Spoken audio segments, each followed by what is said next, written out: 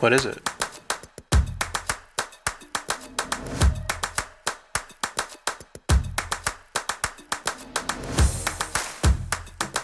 Sometimes, you get an idea for a short film that takes place at Christmas time that may or may not include dialogue such as... So I got you this brick. Don't be a weenus. I'm not a weenus.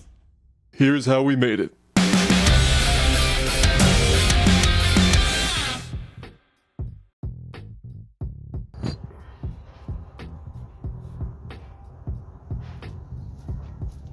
This was the first legit short film I've made since 2019. Other life things and trying to grow this channel kinda made me have to step away from the filmmaking side of things a little bit, but I was really wanting to jump back into it and get my filmmaking juices flowing. The only way I knew how was to make the least serious thriller ever about a quasi-sentient Christmas brick that may or may not kill people, kept it vague, and ends with a message about the dangers of regifting.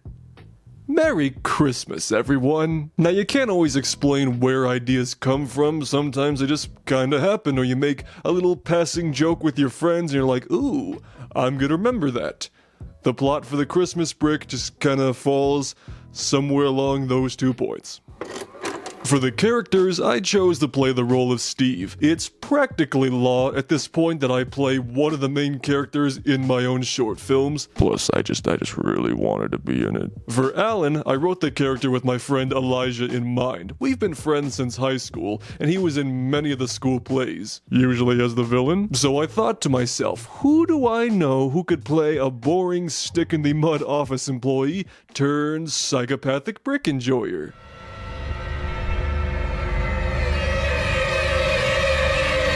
The other roles included casting my friend Nico, who also composed the score, more on that later, as the Christmas brick's first victim. Mary, played by Ty Lin, was the product of my one itty-bitty attempt at a casting call, thanks to a couple flyers I posted at the local community college. And who else will be better suited to voice my father than one of my top 2 favorite Canadians, Rob. Link to his channel down below. Shooting took place over the course of 4 days, 2 of which I did solo because I kinda have a bad habit of being a one-man crew, such is the YouTube life, I guess. The biggest trouble on those 2 days was pulling and maintaining focus without somebody watching it from behind the camera. This led to a few extra takes for some shots, and me having to get into a bit of a stiff rigor mortis position just to stay nice and crispy. Other times, I used my stepson, Paco II, as a stand-in. His father, Paco I, was featured in my last short film, The Last Clickbait, where I hit him with my car and buried him in the middle of the desert. He passed away shortly after that. I miss him every day. And hey, if you're enjoying this video, consider subscribing so I can make sure Paco gets fed this week. I'm still kind of figuring out what he actually eats, but I'll figure it out.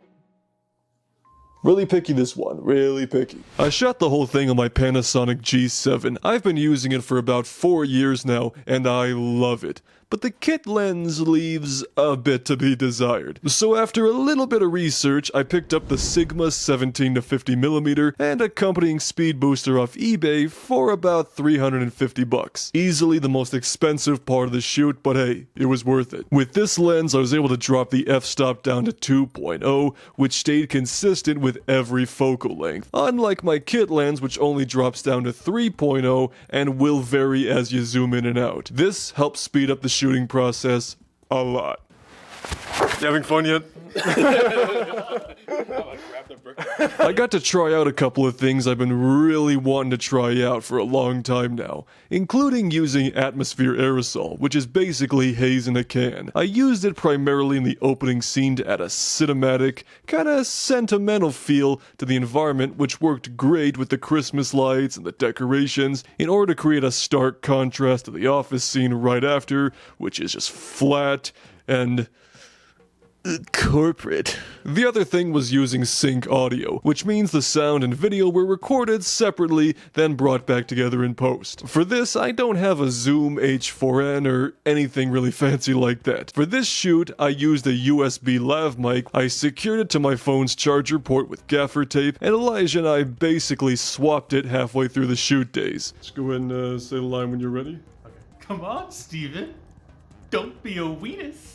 I also had my Rode mic plugged right into the camera itself because safety first. Which is good because all the audio from my character was lost on the first day, so I had to do a bit of ADR on the whole final scene, which is definitely not my favorite thing in the world. Gift or some shit, and then I poop out of my ass. As a whole, the shoot itself went pretty smooth. No major hiccups beyond skeletons lurking in reflections, and my friend Tara accidentally making a cameo as Steve's roommate who just lets him get assaulted by Alan.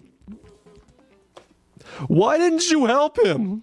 Fortunately, I was a smart boy and didn't overload this movie with VFX. But the one major VFX shot in the movie was of the brick rolling down the aisle and clocking Nico in the face. For this, I placed the brick into my photo product box with the blue backdrop and spun it around on a Lazy Susan. In Premiere Pro, I added a couple instances of Ultra Key, dropped down the brightness, cropped in where necessary, and boom! Brick. Going back to things I've been wanting to try, I finally picked up Film Convert Nitrate over Black Friday because everybody has sung its praises for making their films look so much better, emulating different film stock to provide an authentic emulation. This video is not sponsored by Film Convert, but I would fucking die for them. Finally, the whole piece was tied together with an original score, courtesy of Nico, who's an insanely talented musician. We knocked out the whole soundtrack over an evening on Discord. I was looking for a sound that started out as classic, cheery Christmas music that just slowly got more sinister as the movie progressed. John Williams to Danny Elfman, if you will. And Nico more than delivered. That end credits theme makes me want to be a better person.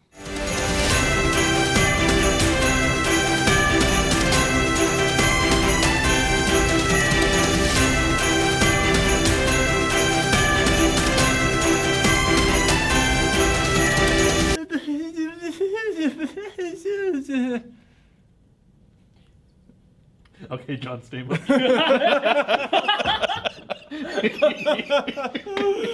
Okay.